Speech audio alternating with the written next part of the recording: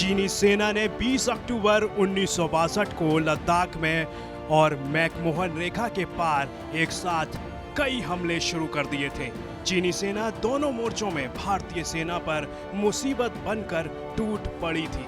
5 दिन बाद यानी 25 अक्टूबर को रूसी समाचार पत्र प्रावदा ने जब ये कहा चीन हमारा भाई है और भारतीय हमारे दोस्त हैं, इससे भारतीय कैंप में निराशा की लहर दौड़ गई। सिर्फ इतना ही नहीं, प्रावदा ने यह भी सलाह दी कि भारत को व्यवहारिक रूप से चीन की शर्तों पर चीन से बात करनी चाहिए।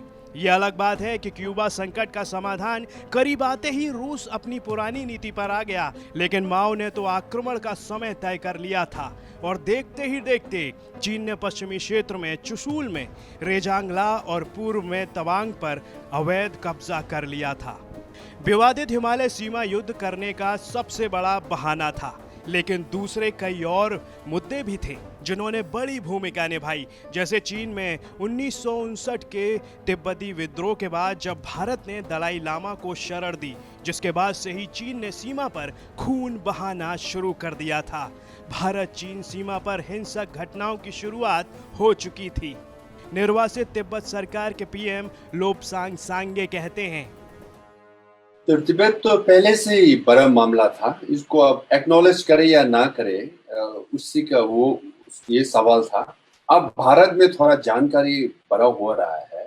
अब दिल्ली से लेके आम जनता तक जानकारी हो गया है कि वो जब तिब्बत स्वतंत्रता था तब भारत का सीमा एकदम सुरक्षित था, शांति था, क्योंकि तिब्बत की तरफ से सिर्फ 75 सिपाही लोग 3500 किलोमीटर जितना भी हमारा जमीन की सीमा है उस पे सिर्फ 75 सिपाही लोग था।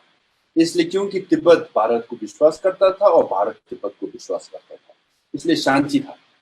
अब तिब्बत कब्जा होने के बाद हम लोग तो 60 साल से कह रहा है कि तिब्बत में जो हो रहा है उसके बारे में जानकारी कीजिए।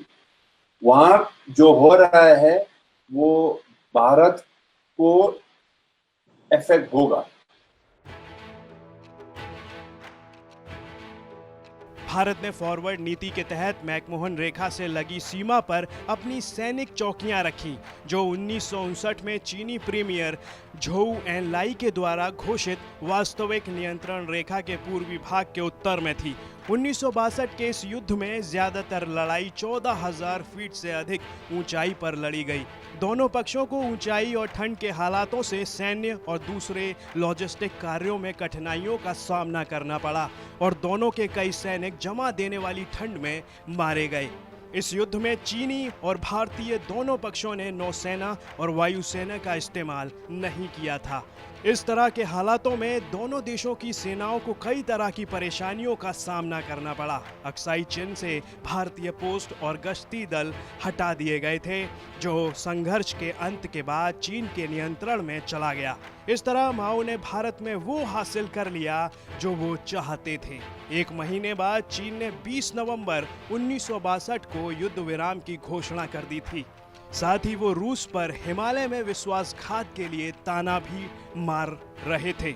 लेकिन भारत में जहां जवाहरलाल नेहरू ने गलती मानते हुए संसद में खेद जताते हुए कहा था हम आधुनिक दुनिया की सच्चाई से दूर हो गए थे, हम एक बनावटी माहौल में रह रहे थे जिसे हमने ही तैयार किया था, उनके ऐसा कहने का मतलब साफ था कि वो चीन को हल्के में ले रहे थे।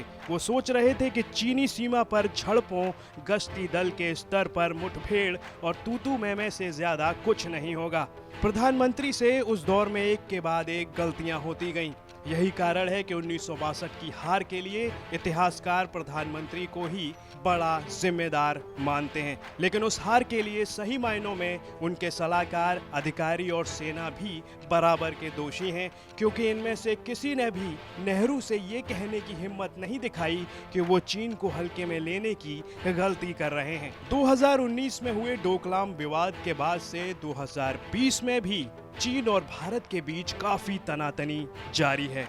दोनों देश एक दूसरे की सेनाओं पर आरोप लगा रहे हैं पीछे हट जाने के लिए कह रहे हैं। चीनी मीडिया भारत को 1962 के युद्ध की भी याद दिला रही है।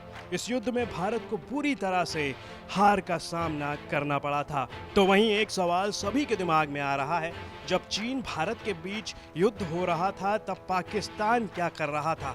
1962 में भारत चीन युद्ध में किसके साथ था पाकिस्तान? उस समय के इतिहासकारों का मानना है कि अगर चीन के साथ 1962 के युद्ध में पाकिस्तान भारत के साथ आ जाता तो भारत लड़ाई जीत जाता। ऐसे में वो हमसे कश्मीर भी मांगता तो ना कहना मुश्किल होता। भारत ने पाकिस्तान से मदद नहीं मांगी थी, लेकिन मदद की उम्मीद की जा रही थी, लेकिन ऐसा कभी हुआ नहीं। मौजूदा तनाव के बीच कयास लगाए जा रहे हैं कि चीन के साथ जारी तनाव का पाकिस्तान फायदा उठा सकता है, जिसके बाद भारत के सीडीएस जनरल विपिन रावत ने भी पाकिस्तान को इस मौके का फायदा न उठाने की नसीहत दे डाली थी।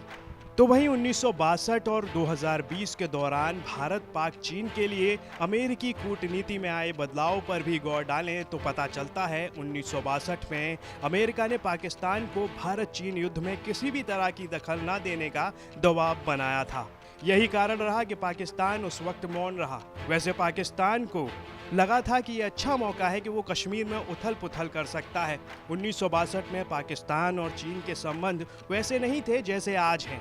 1962 की लड़ाई के बाद ही पाकिस्तान और चीन के संबंध मजबूत हुए। 1963 में पाकिस्तान ने भारत के क्षेत्र को चीन को सौंप दिया।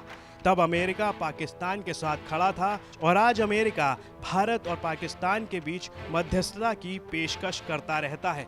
तो वहीं रूस भी भारत के साथ खड़े होने की बात तो कहता है, लेकिन चीन की तरफ देखकर। लेकिन मौजूदा हालात में जो भी हो, चीन को भारत की जमीन छोड़कर पीछे हटना ही होगा, क्योंकि भारत लगातार सीमा पर चीन की हर चाल की बात दुनिया के सामने रख रहा है। साफ है कि चीन की स्थिति दुनिया में फिलहाल कमजोर है। कोई चीन की बात सुनने को तैयार नहीं दिख रहा, जिससे आने वाले समय में लगता है जो गलतियां चीन ने इतिहास में की हैं उनसे सीख लेते हुए वो सीमा से पीछे हट जाएगा।